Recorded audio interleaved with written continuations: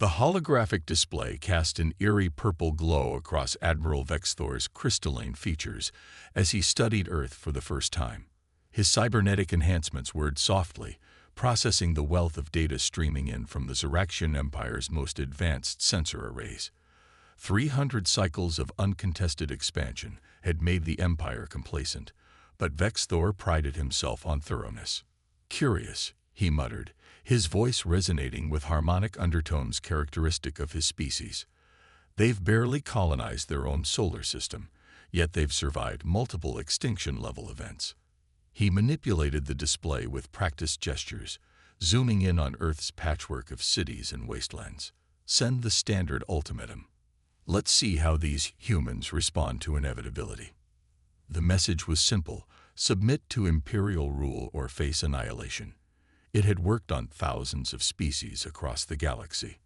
The strong survived by becoming stronger, while the weak survived by submitting to the strong. This was the natural order that had built the Zarian Empire into the greatest civilization in known space. When the response came, it wasn't what anyone expected.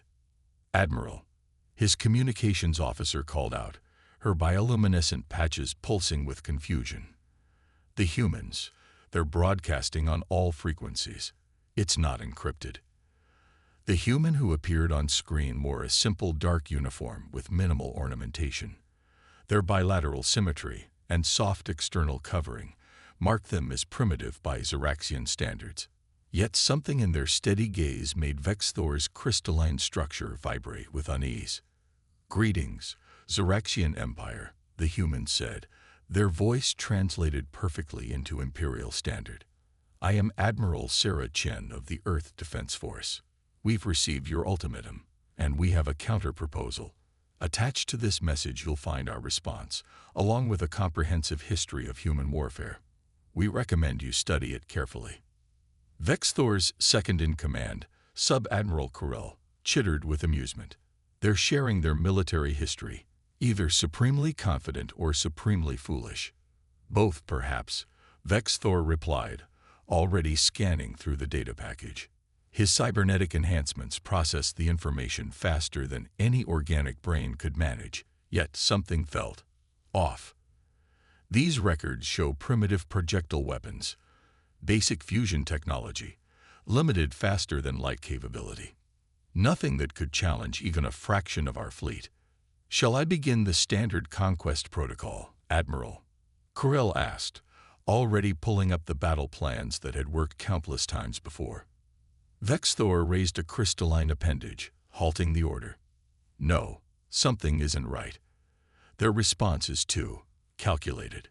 He focused his sensors on the human admiral's expression again. There was no fear there, no desperation, only patience. He dispatched scout drones to the edge of the solar system, standard procedure before any invasion. Within hours, they began transmitting data back to the fleet. What they found only deepened the mystery. "Admiral," his sensor officer reported, "we're detecting minimal defensive installations, a small fleet of what appear to be mining vessels and cargo haulers. And," she paused, double-checking her readings, "thousands of satellites that appear to be purely for communication and weather monitoring. No weapons platforms, no hidden fleets," Kurel asked incredulously. "None that we can detect," the officer confirmed. Vexthor's crystalline form sparkled with agitation. In 300 cycles of conquest, he'd never encountered a species that seemed so unconcerned about invasion. Even the most peaceful races they'd encountered had shown some signs of preparation for defense. "Play the human's message again," he ordered. Admiral Chen's image appeared once more. "We recommend you study our history carefully.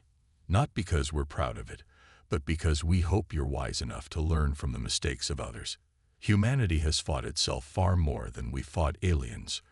We've mastered the art of war by practicing it on ourselves for millennia. The history we've shared shows you how we've fought in the past. What it doesn't show you is how we fight now."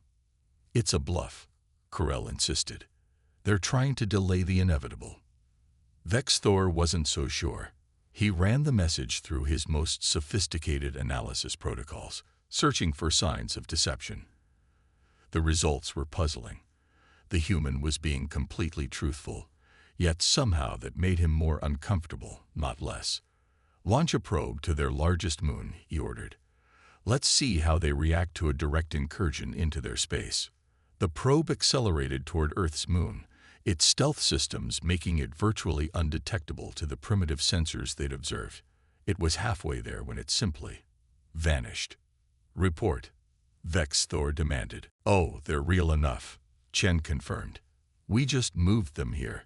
Amazing what you can do with gravity manipulation once you understand how it works. Your energy weapons taught us so much about particle physics." The Zarian fleet's scattered formation suddenly didn't seem like such an advantage.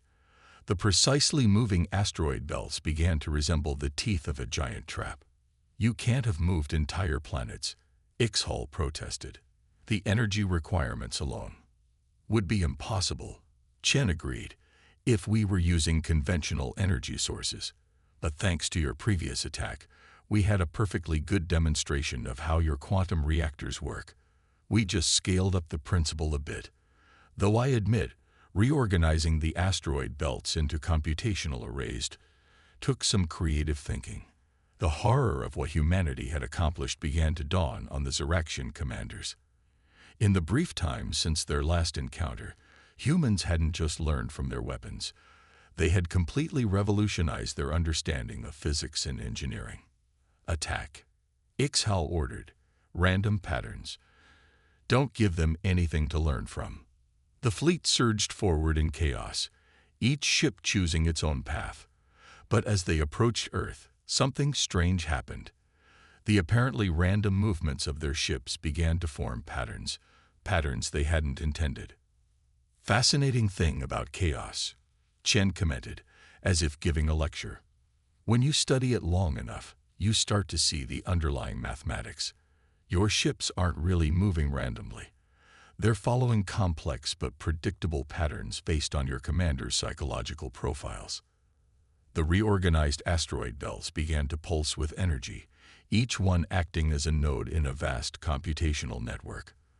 The artificial planets shifted their orbits slightly, creating gravitational lenses that bent space itself. "We didn't need to learn your tactics this time," Chen explained. "We just needed to understand the fundamental mathematics of how your species thinks. The way you build your ships, the way you train your commanders, the way you conceptualize space itself. It's all based on your crystalline nature. Beautiful and complex, but ultimately predictable." Ships began disappearing from the Zarian fleet, not destroyed, but transported into precisely calculated positions. The random attack pattern transformed into an involuntary dance, the ships locked into orbits they couldn't break. "Stop this," Ixhal commanded. "You can't just reshape space itself." "Why not?" Chen asked. "You showed us it was possible when your weapons distorted spacetime during the last battle. We simply took that principle to its logical conclusion. Your entire fleet is now part of the largest gravity computer ever constructed.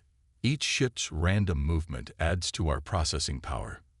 Vexthor watched in awe as the supposedly chaotic fleet arranged itself into a vast crystalline structure, a mockery of Zarian architecture written in warships instead of minerals. "This is impossible," Ixhal whispered. "No species could advance this quickly." "Actually," Chen corrected, "this is exactly how fast humans have always advanced. When the Wright brothers first flew an airplane, it took only 66 years for us to reach the moon. When we first split the atom, it took less than a decade to harness its power. We don't gradually improve. We take quantum leaps. Your attack just gave us the data we needed for our next leap." The fleet hung helpless in space, each ship now a component in a vast computer made of gravity wells and warships. The artificial planets continued their precise dance, maintaining the mathematical pattern that held everything in place. "So," Chen concluded, "today's lesson is about the danger of assumptions. You assumed chaos would protect you from our adaptive defense systems. Instead, it just taught us how to turn the fundamental laws of physics into a weapon. Would anyone like to guess what we'll learn from your next attack? The silence from the Zarian command was deafening. They had come to demonstrate that some forces couldn't be turned against themselves. Instead, they had become part of a vast demonstration of exactly how wrong they were. And somewhere in Earth's transformed solar system, humanity was probably already preparing their next impossible leap forward. In the transformed solar system, Supreme Commander Ixhal's fleet hung suspended in mathematical perfection, each ship locked in a gravitational pattern they couldn't escape. But rather than destroying or dismantling the fleet, humanity did something far more devastating. They waited. The debris field had indeed become a vast, interconnected web of nanomachines, enveloping the Zarian fighters before they could react. But instead of destroying them, the net simply held them. Admiral Chen's voice came through on all frequencies. "We warned you to study our history carefully. Admiral, did you read about the Battle of Agincourt, where English longbowmen defeated French knights by turning the battlefield's mud into a trap? Humanity has always excelled at using the environment against technologically superior forces." Vex Thor's tactical processors struggled to comprehend what he was seeing. The humans hadn't built massive defense platforms or hidden fleets. They'd done something far more ingenious. They'd turned their own technological evolution, their own orbital waste, into a defense system that had been hiding in plain sight for centuries. "Launch the second wave," he ordered. "Energy weapons only. Burn through that net." But as his ships opened fire, something even more extraordinary happened. The energy beams meant to slice through the orbital web were instead absorbed, channeled, and redirected. Each piece of what they'd thought was debris acted as part of a massive energy distribution system. "Sir," his science officer reported, "they're not just redirecting our energy weapons. They're storing the power, converting it." Chen's voice returned. "Another history lesson. Admiral, during World War II, the British convinced German bombers to drop their payloads in empty fields by using fake cities built of wood and canvas. Sometimes the best defense isn't to stop an attack, but to make it serve your purposes." The orbital web began to pulse with the stored energy from the Zarian weapons. But instead of firing back, it simply continued to absorb and redistribute power, growing stronger with each Zarian attack. "Cease fire," Vex Thor commanded, but it was too late. His fleet had already provided enough energy to power whatever humanity had planned next. The web began to shift again, but this time it wasn't just converting energy. The nanomachines were adapting, learning, evolving based on their exposure to Zarian technology.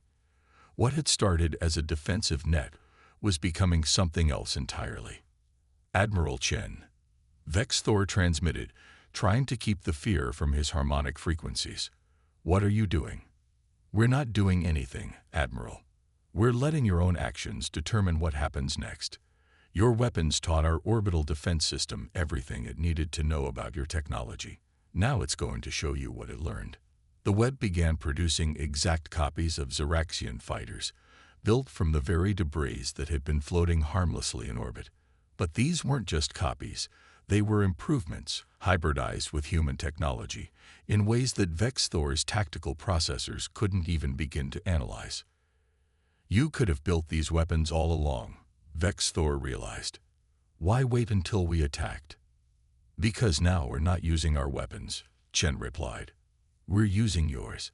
Everything these platforms know about combat, they learned from you in the past 15 minutes. If we had built them ourselves, we might have made mistakes. But by letting them learn from you, we ensured they'd be perfect." The hybrid fighters launched, moving with impossible precision. They knew every Zarian tactical pattern, every strategic protocol, every weakness in their defensive systems, because they had been built using the very energy patterns of Zarian weapons. "Fall back to defensive positions," Vex Thor ordered, but the hybrid fighters were already among his fleet, not destroying ships, but systematically disabling their weapons and propulsion systems. A final history lesson. Chen's voice came through one last time. "In Earth's coldest war, Victory wasn't achieved through destruction, but through exhaustion. We didn't need to destroy your fleet, Admiral. We just needed to show you that every action you take against us makes us stronger. Vexthor watched as his mighty invasion fleet was systematically neutralized by weapons that had been space garbage just hours ago. The humans hadn't just prepared for this battle. They had turned the very history of their space exploration into a weapon, one that grew stronger with every attack against it. You never intended to fight us conventionally, he transmitted to Chen. No, she agreed. We intended to let you fight yourselves. Everything these platforms are using against you, the energy, the tactical data, the technology, it all came from your own weapons. You didn't just attack Earth, Admiral. You armed it. As his disabled fleet drifted in space, surrounded by hybrid fighters born from humanity's trash and his own fleet's energy weapons, Vexthor finally understood. The humans hadn't been hiding their true military might. They had been hiding something far more dangerous, their ability to turn any attack against them into a means of defense. The silent strike hadn't just defeated his fleet. It had changed the very nature of space warfare itself. And somewhere on Earth, Admiral Chen was probably already preparing for the next lesson in human history that the Zaraxian Empire would learn the hard way. The Great Hall of Crystalline Harmony on Zirax Prime had never witnessed such chaos. The Empire's High Council chamber, normally a model of geometric precision, now rippled with discordant frequencies as thousands of crystalline beings vibrated with agitation. The news of the fleet's defeat had spread faster than anyone could contain it. Supreme Commander Ixal, their most ancient and revered leader, raised all four of his crystalline appendages for silence. His form, perfected over millennia of careful growth, cast rainbow refractions across the chamber's metallic walls. Explain again, he commanded Admiral Vexthor, how a species that hasn't even colonized its neighboring planets disabled our most advanced fleet using their own orbital refuse.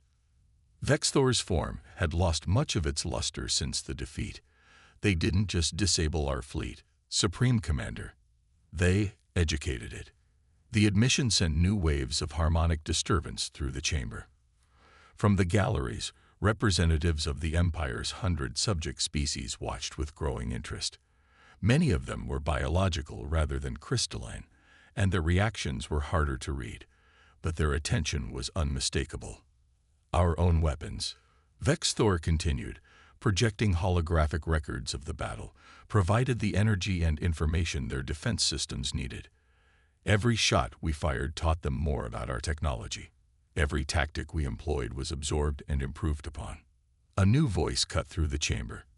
Ambassador Nyx of the Thoraxians, one of the first species conquered by the Empire. Her insectoid form stepped forward, mandibles clicking thoughtfully. So these humans turned your strength against you. How familiar.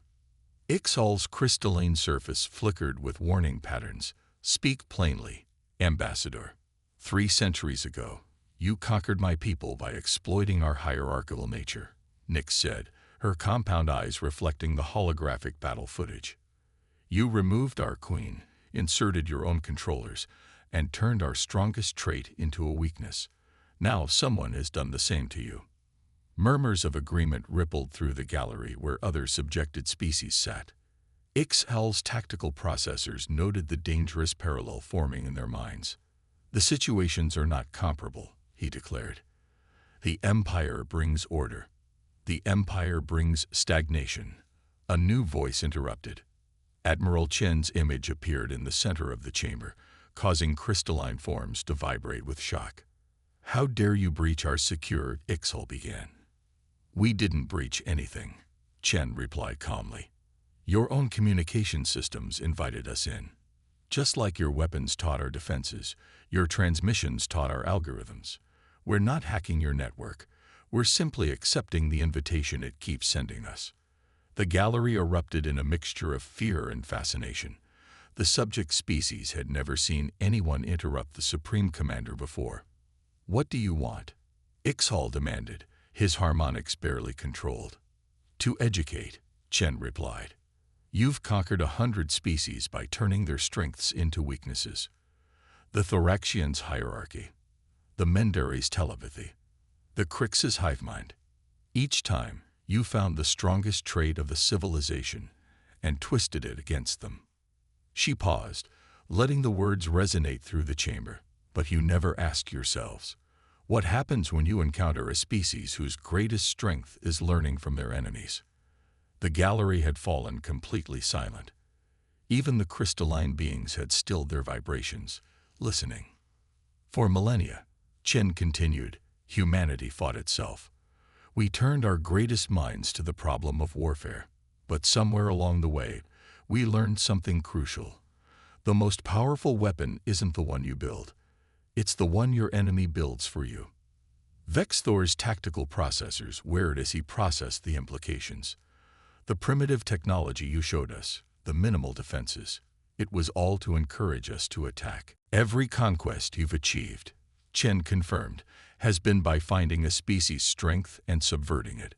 But you never stopped to consider what would happen when you found a species whose strength was in learning from defeat, in adapting, in turning loss into victory. Ambassador Nix clicked her mandibles in what might have been amusement.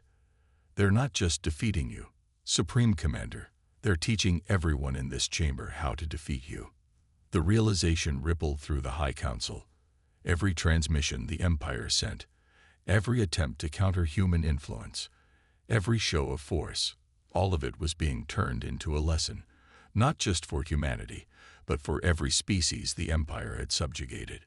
We could destroy your world, Ixhal threatened, his crystalline form pulsing with barely contained rage. You could try, Chen agreed.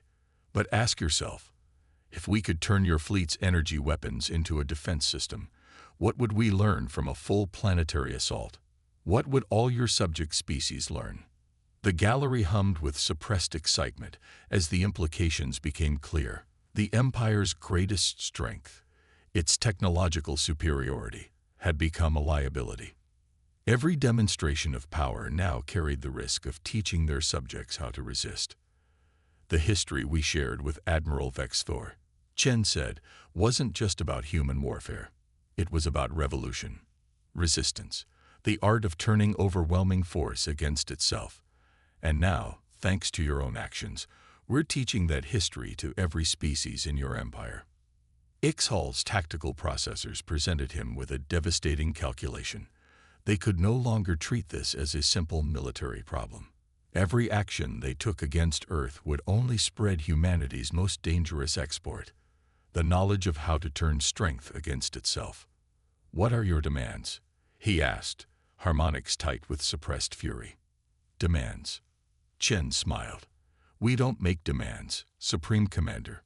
We teach, and your empire has proven to be an excellent student. The only question is, what lesson will you learn from this? As her image faded, the chamber erupted in discussion. The subject species were looking at each other with new understanding, while the crystalline High Council vibrated with frequencies of alarm. They had built an empire by turning strength into weakness, never imagining they would encounter a species that could reverse their own tactics against them. The Empire was awakening to a terrible truth. They hadn't just failed to conquer humanity. They had given humanity the perfect platform to teach the art of revolution to every species they had ever subjugated. And somewhere on Earth, Admiral Chen was probably preparing the next lesson in humanity's unique educational curriculum. Supreme Commander Ixhal stood before the largest fleet ever assembled in Zaraxian history. 50,000 warships filled the space around Zirax Prime, their crystalline hulls reflecting starlight in a dazzling display of power. This wasn't just a military operation. It was an attempt to save the Empire itself. The humans have turned our standard tactics against us, he addressed his commanders, his form pulsing with determined frequencies. So we will do what we have never done before. We will abandon all standard protocols. Every ship will act independently, using random attack patterns. No coordination, no fixed strategies. Nothing for their adaptive systems to learn from. Admiral Vexthor, restored to command after proving his initial caution had been warranted, raised a concern. Supreme Commander, without coordination, we risk. We risk nothing, Ixhal interrupted, because we have already lost everything. Our subject species watch us, learning humanity's lessons. We must prove that some forces cannot be turned against themselves. The massive fleet departed for Earth using scattered jump points, another departure from standard protocol. They arrived in Earth's solar system not as an organized armada, but as a chaotic swarm of individual ships, each following its own random course. But Earth wasn't what they expected. Sir, Vexthor's sensor officer reported, I'm detecting changes to the solar system. Where there had been 9 planets, now there appeared to be 12.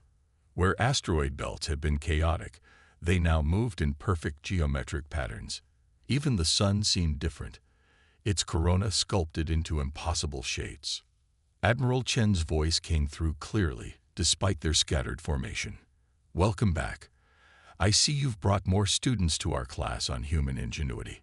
What have you done to your solar system? Ixhal demanded. We've adjusted it, Chen replied simply. You see, while you were gathering your fleet, we decided to demonstrate another human specialty, terraform engineering. The implications hit Vexthor first. The new planets, they're not real. No debris, no energy signature, his sensor officer reported, her bioluminescence flickering with confusion. It's as if it ceased to exist. A new message arrived from Earth. Admiral Chen again. We intercepted your probe. You'll find it intact, deposited approximately 1 light-year from your current position. Consider this a demonstration of courtesy. The next incursion will be considered an act of war. Vexthor's entire command staff fell silent. The technological gap between detecting their stealth probe, capturing it without destroying it, and transporting it such a vast distance with such precision. It was impossible based on the technological level humanity had displayed. Check the coordinates, he ordered. Sure enough, they detected their probe, completely intact, exactly where the humans said it would be. How? Corel whispered, their usual confidence shattered. Vexthor reviewed everything they knew about humanity again, the primitive weapons in their historical records, the seemingly minimal defenses, the complete lack of fear in the face of invasion, a species that had nearly destroyed itself multiple times, yet survived and thrived. A terrible suspicion began to form in his tactical processors. What if everything they could see was just the surface? What if humanity's greatest weapon was their ability to appear less dangerous than they were? He opened a channel to Earth. Admiral Chen answered immediately, still wearing that same patient expression.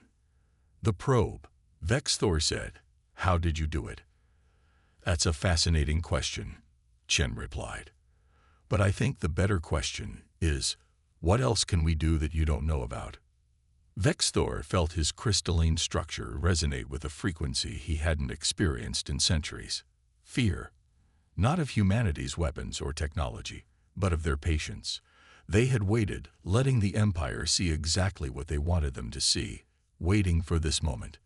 You've been hiding your true capabilities, he stated. No, Chen corrected him. We've been selective about what we demonstrate. There's a difference. The history we shared is real. The technology you can see is real. What you have to ask yourself is, what haven't you seen yet? For the first time in his long career, Admiral Vexthor faced a choice he'd never had to make before. Continue with the invasion and risk discovering exactly what humanity was capable of, or retreat and face the embarrassment of being the first Zaraxian admiral to back down from conquest. Before he could decide, Chen spoke again. We'll give you 48 of your hours to leave our solar system. Study the history we sent you. Pay special attention to what happened to those who underestimated us. The choice is yours, Admiral. We hope you choose wisely. The transmission ended, leaving Vexthor staring at the seemingly defenseless Earth. 300 cycles of imperial expansion had taught the Zaraxians that they were invincible. But as he contemplated humanity's careful calculation, their devastating patience, He wondered if perhaps they had finally encountered a species that had mastered something even more powerful than advanced technology: the art of strategic ambiguity.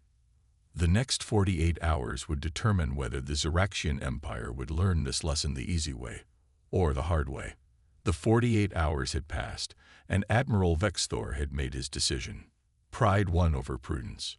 "Launch the invasion fleet," he commanded, his crystalline form pulsing with determination. "Target their orbital infrastructure first. Let's see what humanity is truly hiding." 5,000 Zarian warships dropped out of hyperspace, their quantum sensors scanning Earth's orbit for targets. What they found was exactly what they'd seen before: primitive satellites, basic space stations, and scattered debris from centuries of space exploration. "Sir," Corell reported, "still no sign of defensive platforms or hidden fleets. Their orbital assets are exactly as primitive as they appeared." Vexthor's tactical processors whirred as he analyzed the situation. "Too perfect," he muttered. "Begin the first wave. Target their communication satellites. Let's see how they coordinate without them." The first wave of fighters launched, streaking toward Earth's orbit. They were halfway to their targets when Corell's bioluminescent patches flared with alarm. "Admiral, the debris. It's moving." What had appeared to be space junk, defunct satellites, spent rocket stages, ancient solar panels, suddenly came alive. Pieces that had seemed random began moving with purpose, combining and transforming. The quantum sensors that had dismissed them as harmless now screamed with energy readings that shouldn't have been possible. "Impossible," Vexthor whispered. "They turned their entire orbital graveyard into weapons." "Not weapons," Corell corrected, her voice trembling. "They turned it into a net." Days passed, then weeks. The ships remained powered, supplied, and completely immobile. Their crews watched as Earth continued its impossible evolution. The artificial planets danced in their engineered orbits, the computational asteroid belts processed vast amounts of data, and humanity's understanding of the universe seemed to grow with each passing moment. Finally, Admiral Chen broke the silence. "Your crew must be getting tired of waiting." She transmitted to Ixhal's command ship. "Would you like to know why we haven't ended this yet?" Ixhal's crystalline form had dulled from stress, but his voice remained defiant. "To humiliate us further, to demonstrate more impossible technologies." "No," Chen replied. "We're waiting because we're giving you time to notice something important. Look at your fleet's current configuration." The vast crystalline structure formed by the trapped ships suddenly shifted in Ixhal's perception. "It's growing?" "Exactly," Chen confirmed. "Your ships, held in our gravitational matrix, have begun to resonate with each other. The crystalline materials of your hulls are responding to the mathematical patterns we've created. Your fleet isn't just trapped, it's evolving." Vexthor's sensors confirmed it. The quantum crystalline technology that powered their ships was interacting with humanity's gravity computer in ways their science had never predicted. New structures were forming in the spaces between ships, complex lattices of energy and matter that shouldn't have been possible. "What are you doing to us?" Ixhal demanded. "Nothing you weren't already capable of," Chen answered. "We simply created the conditions that allowed your technology to reach its full potential. Your ships are growing together, forming a new kind of computational structure, one that might finally be complex enough to process the offer we're about to make." A new hologram appeared in every Zarian ship, a complete technical readout of the transformation their fleet was undergoing. But more than that, it was a blueprint for an entirely new form of civilization. "You see," Chen continued, "humans have a unique perspective on evolution. We've learned that the most successful species aren't the strongest or most aggressive, but the ones most capable of adapting and cooperating. Your empire has spent centuries forcing other species to serve you. We're offering you the chance to learn how to grow together instead." The implications of the technical data stunned the Zarian scientists. Their ships weren't just combining. They were transcending their original design. The crystalline technology they had used for weapons could, with the right gravitational frequencies, become the foundation for something far more advanced.